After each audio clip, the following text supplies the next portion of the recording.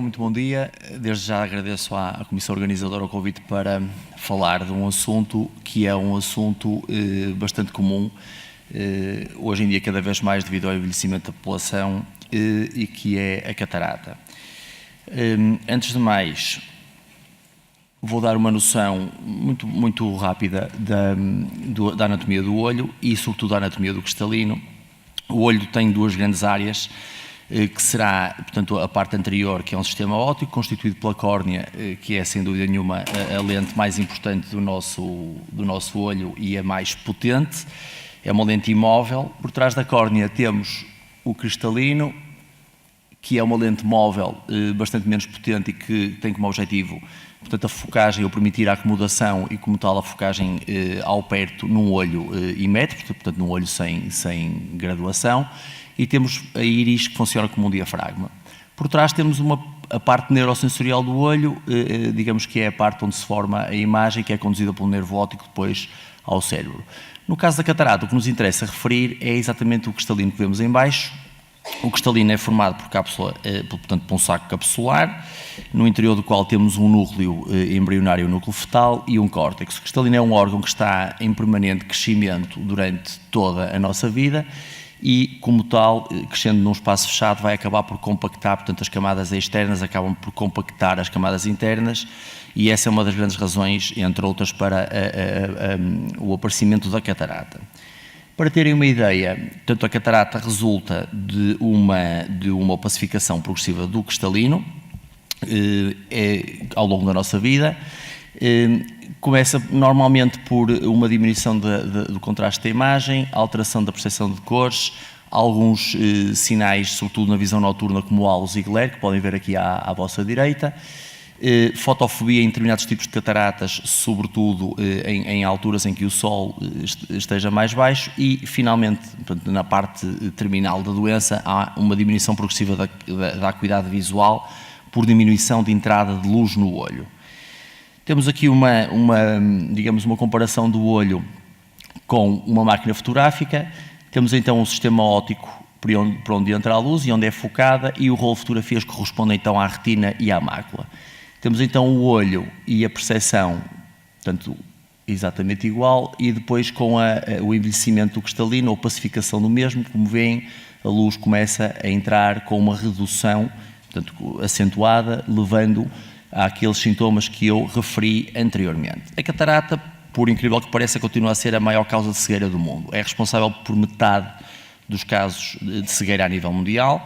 Obviamente isto não é válido no mundo ocidental e portanto, no terceiro mundo, sem dúvida nenhuma, que é de longe a maior causa de cegueira.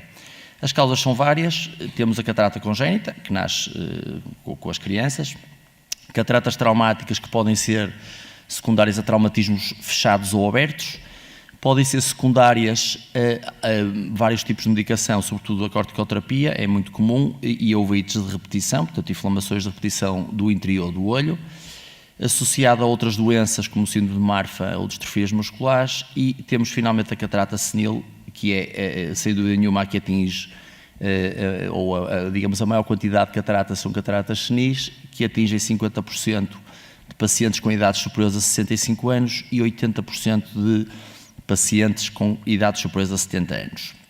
Portanto, em última análise, podemos dizer que a probabilidade de uma pessoa durante a sua vida desenvolver catarata é muito elevada. Eu diria que acima dos 80 anos rondará os 100%.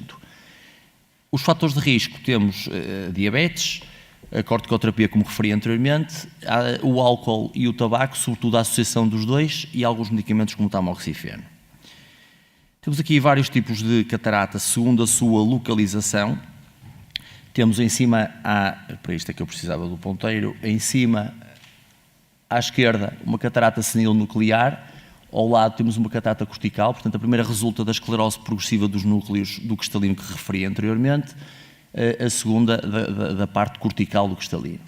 Temos depois uma catarata subcapsular posterior, que aparece normalmente em doentes mais jovens, que têm tipicamente uma evolução mais rápida e com sintomas mais evidentes logo desde cedo. Uma catarata daquele tamanho, comparativamente com a de cima, parece muito mais pequenina, mas o impacto sobre a visão é muito maior. Não tem nada a ver, o doente queixa-se de fotofobia muito mais cedo, diminuição da acuidade visual, sobretudo ao perto, também muito mais cedo. É uma catarata que aparece muito frequentemente associada à corticoterapia crónica. Aqui ao lado temos uma catarata polar anterior, que é uma catarata que está encostada ao saco, portanto à cápsula anterior do cristalino. É uma catarata que parece muito grande, mas que tem um impacto visual muito reduzido. Nós vemos doentes com, por vezes, 10 décimos, portanto 100% de visão, e com uma catarata destas, normalmente estas cataratas são congénitas. Finalmente, temos o estadio terminal das cataratas. Temos aqui 2 cataratas totais em baixo, uma mais leitosa, portanto, teoricamente ou aparentemente mais mole, e a outra uma catarata senil, que resulta da evolução da primeira, até opacificar totalmente. Neste estadio, portanto, os doentes não veem nada, portanto, a luz pura e simplesmente não entra no olho, tem apenas percepção luminosa, normalmente. Como veem, a fotografia da esquerda eu coloquei-a propositadamente porque é possível ver cataratas destas a olho nu. Com uma lanterna ou com um oftalmoscópio, facilmente se consegue ver este tipo de cataratas a olho nu. Portanto, é um diagnóstico que nesta fase, obviamente, é fácil, nas fases mais precoces, não. Em termos de tratamento, nas fases iniciais do tratamento, a catarata obviamente pode ser tratada com óculos, porque realmente o cristalino vai mudando a sua capacidade refrativa, consegue-se com os óculos resolver o problema e melhorar a visão até níveis que permitam portanto, uma atividade diária normal. Sobretudo em pacientes que não se queixam de alterações de visão mesópica, portanto, visão mais ou pior visão noturna. Finalmente, temos o tratamento cirúrgico, que é o tratamento de eleição da catarata, é o tratamento curativo, portanto é um tratamento que, ao ser realizado, trata a catarata definitivamente. Como eu expliquei, a catarata resulta de uma opacificação do cristalino. O que nós fazemos na cirurgia é tirar o cristalino e substituí-lo por uma lente artificial, lente essa transparente e que vai permitir que o olho volte à sua condição refrativa prévia. O tratamento cirúrgico faz-se quando há uma baixa da acuidade visual, quando há uma dificuldade nas atividades diárias, muitas vezes associadas à fotofobia, anteriormente descrita, ou quando há alterações de visão mesópica, portanto visão em condição de baixa luz, mesmo com boa acuidade visual no resto do tempo, também tem indicação cirúrgica. Assim, teoricamente, e não só por causa da catarata, mas por causa do glaucoma, por causa de outra série de patologias, todos os pacientes com mais de 50 anos deveriam ser objeto de uma avaliação oftalmológica pelo menos 2 em 2 anos. Isto em traços gerais. A partir dos 60 anos e devido à incidência destas patologias, a avaliação deveria ser anual. Pacientes com diabetes, como vocês sabem, e o rastreio é feito com uma base anual exatamente por isso, mesmo pacientes sem lesões devem ser vistos todos os anos. Isto porquê? Porque temos, e o Dr. Augusto frisou isso bem, o risco de ter tratamento, portanto, de termos pacientes com tratamento desadequado. É normal na nossa prática clínica, nós vemos doentes com cataratas e com óculos sucessivamente receitados, obviamente vendidos nas ópticas, em pacientes que não se sentem satisfeitos porque o problema deles não está ou não é resolvido por óculos, tem de ser resolvido pela cirurgia. E são pacientes que, no fundo, andam muitas vezes empatados durante, eu diria, meses ou anos, no fundo a perder tempo. Em termos de cirurgia, em traços gerais, o estudo pré-operatório da cirurgia é um estudo que não tem grandes necessidades de meios complementares sistémicos, a não ser em alguns casos especiais. Do ponto de vista da paragem de hipocoagulação, que isso é uma situação que vos interessa bastante, não há necessidade de suspender os hipocoagulantes clássicos, a não ser que o INR seja superior a 3, ou os hipocoagulantes recentes não têm pura e simplesmente necessidade de ser suspensos. Não há necessidade de parar com antiagregantes plaquetários. Do ponto de vista do estudo pré-operatório, para nós oftalmologistas o mais importante de longe é o cálculo da lente que nós vamos colocar dentro do olho após removermos a catarata. E porquê? Porque hoje em dia, cada vez mais, nós tentamos resolver o problema refrativo do doente, ou seja, além de tratarmos a catarata, tentamos corrigir a graduação do doente de modo a que ele tenha uma dependência cada vez menor dos óculos, de modo a que ele tenha uma vida no dia-a-dia cada vez menos dependente de óculos. Em termos cirúrgicos, a cirurgia é realizada com anestesia tópica e em ambulatório. Alguns doentes requerem alguma sedação, normalmente superficial. Após a cirurgia, a terapêutica é uma terapêutica tópica. e assistimos normalmente a uma reabilitação bastante rápida do paciente. Normalmente, esta cirurgia, se não tiver complicações, é uma cirurgia indolor, mesmo do ponto de vista pós-operatório, ou seja, um paciente que se queixe no dia seguinte ou 2 dias depois de bastante dor, de falta de reabilitação visual, sobretudo se estiverem as duas associadas, é um paciente que claramente teve ou tem ou está a ter uma cirurgia complicada. Do lado direito vemos uma lente intraocular, neste caso uma lente que tem aquelas marquinhas junto dos ápticos, que é para a orientação da mesma, para correção não só da parte esférica do olho, mas do cilindro também. Exatamente por aquilo que vos disse anteriormente, pelo objetivo que nós temos em corrigir a parte refrativa do olho, ou seja, a graduação do olho. Temos aqui uma animação 3D para vocês perceberem mais ou menos o que é que se faz numa cirurgia de catarata. Fazemos então inicialmente uma incisão corneana com cerca de 2 milímetros de tamanho, após o que, devido à saída do humor aquoso, o olho fica instável, introduzimos uma substância que é hialuronato de sódio para preencher a câmara anterior para podermos trabalhar à vontade. Depois disso, lembra-se de eu vos ter explicado que o cristalino encontra-se envolto numa cápsula, nós vamos retirar a parte anterior da cápsula do cristalino, de modo a ganharmos acesso ao interior.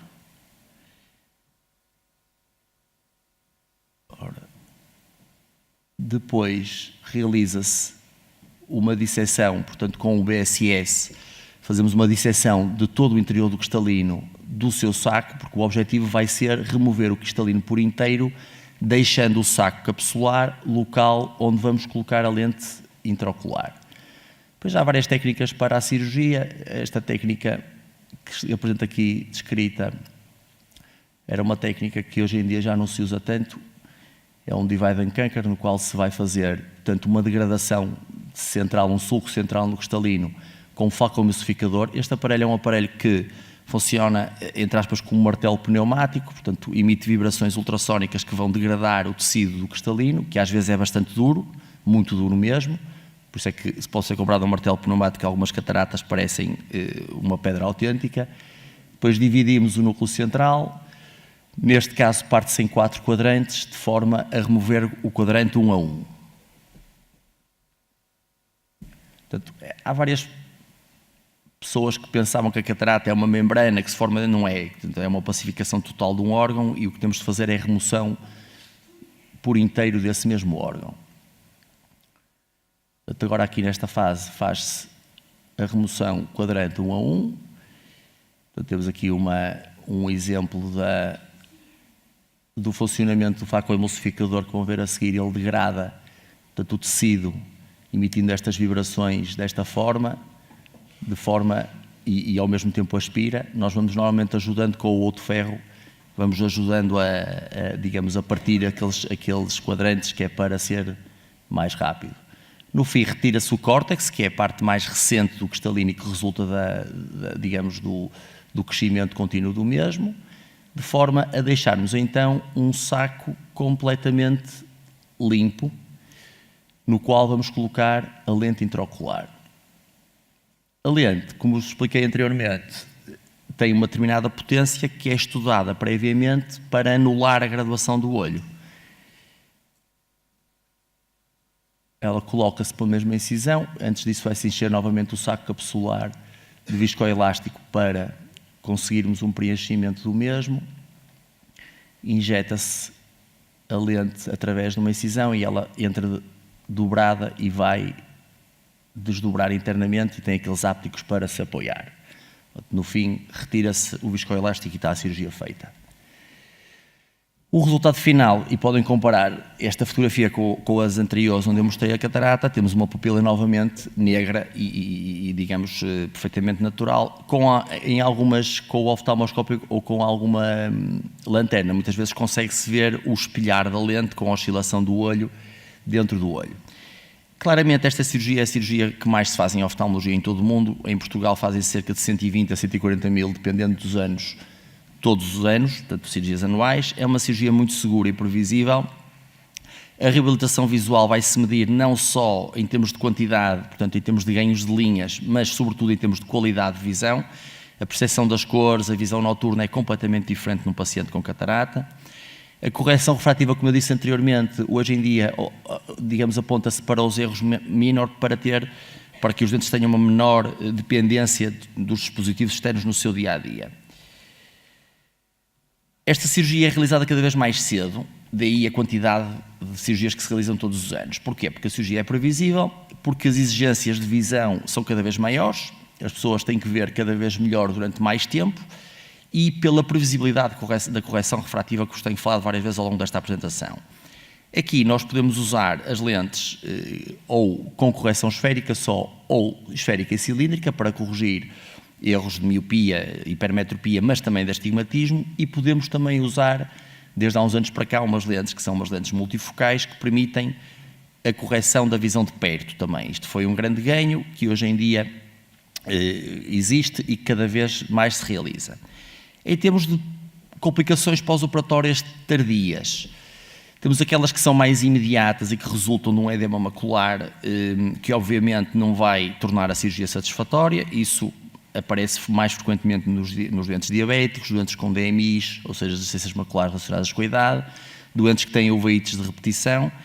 É uma alteração que, ou seja, nós vamos ter a parte óptica do olho novamente em condições, a funcionar bem, mas temos o rolo de fotografias, ou seja, a retina com um edema, com excesso de líquido, portanto a visão vai se formar de forma deficitária.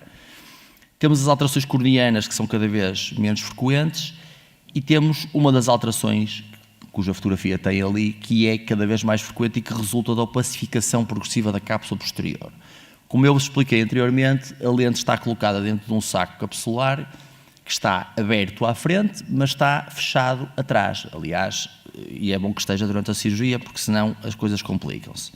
Ora, esta membrana posterior do saco capsular, com a passagem dos anos, pode começar a opacificar, ou seja, pode começar a ficar com sujidade, formando aquilo que se pode chamar uma catarata secundária. Não é uma catarata porque não é uma opacificação de cristalino, mas resulta na prática no mesmo. Isto é uma alteração que acontece frequentemente, normalmente a partir dos 2 anos após a cirurgia, e que é facilmente tratável. Trata-se com o laser, demora 5 minutos a tratar, e o que nós vamos fazer é, com o laser, vamos fazer a fotodisrupção daquela membrana posterior, abrindo a membrana tal como está o saco anterior e deixando a luz passar novamente de forma livre. É um tratamento que aí sim torna a cirurgia definitiva. Em consulta médica, ou as pessoas podem desconfiar logo pelo tempo que me dei entre a cirurgia e o doente começar-se a queixar que vê novamente com alguma nebulosidade, mas além disso, vocês podem conseguir, se tiverem um oftalmoscópio, é fácil conseguirem com o doente relativamente ou pouco dilatado, observar aquela imagem, sobretudo a da esquerda, que é o luar pupilar, ter aquelas alterações todas. Para quem já usou o oftalmoscópio, é fácil ver, ter aquelas alteraçõezinhas todas, digamos, aqueles vacúolos bolhosos que resultam da opacificação da cápsula posterior. E basicamente era isto que eu tinha para vos dizer. Se quiserem fazer algumas perguntas, estou à disposição para responder. Eu pedi ao Dr. José Lemos para se juntar aqui a mim e não sei se tem alguma questão a colocar.